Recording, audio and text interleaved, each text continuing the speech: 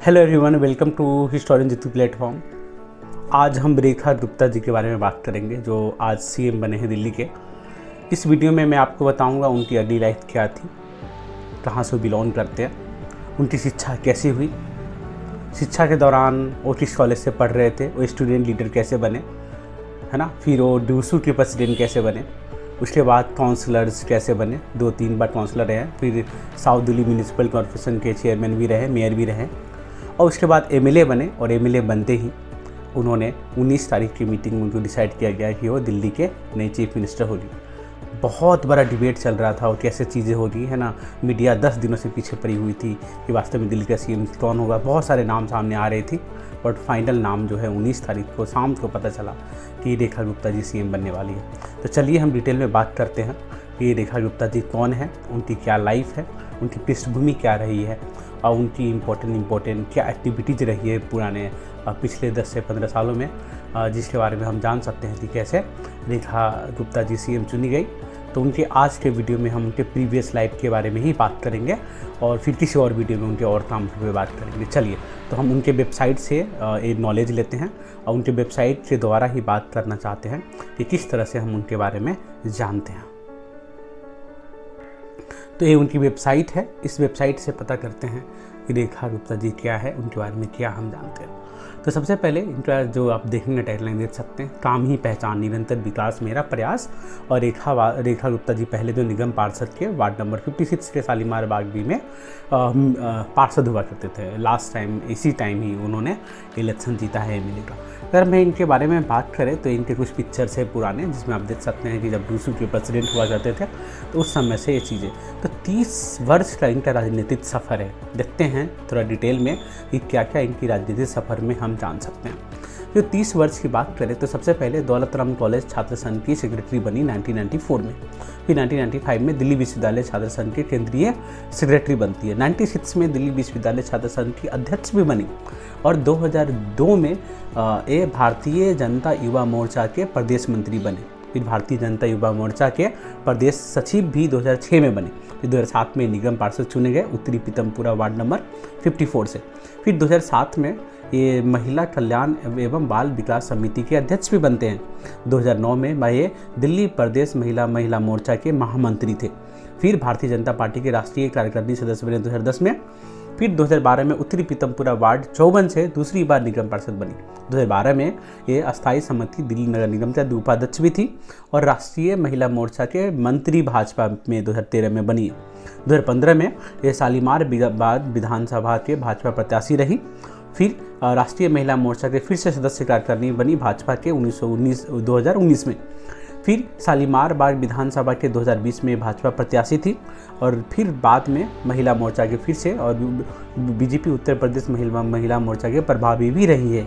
फिर फाइनली 2022 में निगम पार्षद बनी शालीमार बाग से और फिर 2025 में इनको सीट मिला यहाँ से शालीमार से और इस बार 29,000 वोटों से तकरीबन ये जीती है। आम आदमी पार्टी के कैंडिडेट को इन्होंने इलेक्शन में हराया। तो अगर मैं इनके बारे में बात करूँ अबाउट हर कि क्या इनकी पृष्ठभूमि रही है और क्या किस तरह से इनको हम जानते हैं ना, तो इनके अर्ली पृष्ठभूमि की अगर हम बात करें तो 1974 में इनकी जो पारिवारिक पृष्ठभूमि 1974 में हरियाणा के जुलाना जिंद जिले में एक मध्यम वर्गीय परिवार में इनका जन्म हुआ। इनके जो पिताजी थे वो स्वर्गीय जय भगवान जिंदल है जो पूर्व प्रबंधक रहे हैं एसबीआई बैंक में। फिर उसके बाद पीतमपुरा में शिफ्ट होते हैं। बचपन से ही ये राष्ट्रीय स्वयंसेवक संघ से जुड़े रहे हैं। 1998 में श्री मनीष गुप्ता जी से इनका विवाह हुआ था। ब्रास पाटर्स के व्यापारी थे, है ना, और उनके सपुत्र का नाम जो है श्री साधु राम सिंह सिंगल जी हैं और बुरारी टूटी सदर बाज़ार में इनकी इम्पोर्टेंट बिजनेस भी चलती है। अब मैं इनकी बात करूँ शिक्षा के बारे में तो इन्होंने बीकॉम और एलएलबी किया है, बीकॉम और एलएलबी, ठीक है। अगर मैं बात करूँ तो she is specially the founder of the Aas foundation, महिला समिति के चेयरमैन भी रही हैं, ठीक है। और इनकी जो हस्ती की बात करें किस तरह से चीज़ें चलती हैं तो संरक्षक की बात करें तो श्री कृष्ण चैतन्य प्रेम मित्र मंडल श्री बालाजी मंदिर प्रबंधन समिति के मेंबर्स रहे हैं। इन सब के रूप में इन्होंने भी यहाँ पे बहुत अच्छी तरह से काम किया। तो आपने देखा दिल्ली यूनिवर्सिटी से इनकी पढ़ाई रही है और किस तरह से डूसू के प्रेसिडेंट रूप में रहे। ये कौन से कॉलेज से पढ़ी हैं? ये जो है भारतीय मतलब भारतीय विद्यार्थी परिषद दौलत राम कॉलेज दिल्ली यूनिवर्सिटी के विंग में 1992 से अपनी पॉलिटिकल करियर शुरुआत करती है, ठीक है। फिर 1996 से 1997 के बीच में she become the president of Delhi university student union DUSU, where she actively raised student issues and all, है ना। So after being elected as a counselor from the North Pithampura in 2007, she worked on the development of basic facilities in the areas such as libraries, park and swimming pools and all. For the welfare of the women and the children, she launched the important initiative like the Sumedha Yojana, which supported the economically weaker female student in pursuing higher education. Okay, so as the head of the women welfare and child development committee, she led empowering campaign for them. So she has also served as the general secretary of the BJP महिला मोर्चा in Delhi, और उस पर इन्होंने बहुत सारे काम किया. So her family life has been a source of inspiration for social service, where she learned a lot of things, है ना. ये हम इनके बारे में जानते. चलिए और भी डिटेल से इनके बारे में हम चर्चा करते हैं और समझते हैं कि हु इज सी और इनको हम किस तरह से हम जान सकते हैं. So when we talk about a journey of a leadership, इनकी जो पॉलिटिकल करियर की शुरुआत जो है, जैसे हमने पहले ही देखा 1996 से शुरू होता है जब वो डूसू के प्रेसिडेंट बनती है, पर उससे पहले ही वो कॉलेज में बहुत एक्टिव थी और कॉलेज में भी वो अपने हिसाब से काम किया करती थी. सो ये जो डूसू की प्रेसिडेंट बनती हैं, तो this role propelled her into active politics, where she had focused on student welfare and youth empowerment. So Rekha later enter into the municipal corporation, as we know, उन्होंने उन पर बहुत काम किया. तो टोटल जो कैरियर आपने क्या देखा, 30 वर्ष का राजनीतिक सफ़र है 1994 से लेकर 2024-25 तक. इनकी अपने इम्पोर्टेंट कैरियर के बारे में हमने इनके बारे में बात किया, ठीक है. तो इस तरह से इन्होंने अपने कैरियर में काम किया. आप इनको देखते हैं तो ये हम देखे रेखा जी के बारे में. इसके अलावा कुछ गैलरीज देखते हैं हम इनके बारे में कि गैलरीज में कुछ फोटोज वगैरह आप देख सकते हैं. This is her pictures that will show you that how she had been actively participating in this one. तो from the time of the BCom से LLB तक इन्होंने पूरा किया है और LLB से लास्ट में पॉलिटिक्स के रूप में इस तरह से उतरी हैं.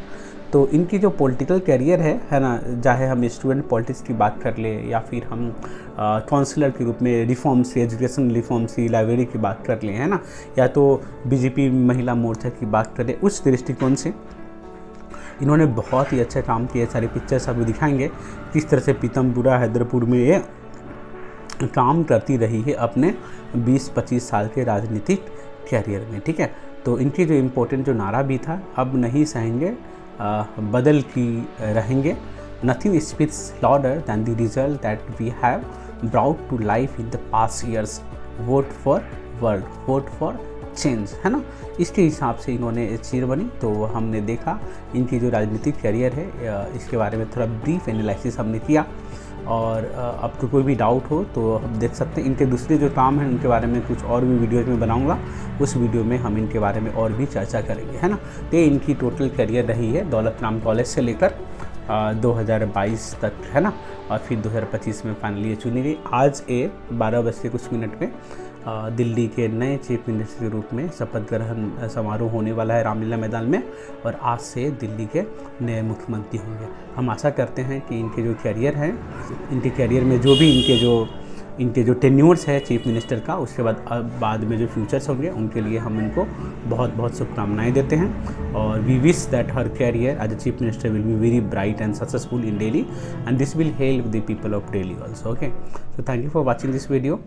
I hope you like this video. Please like, share and subscribe our YouTube channel.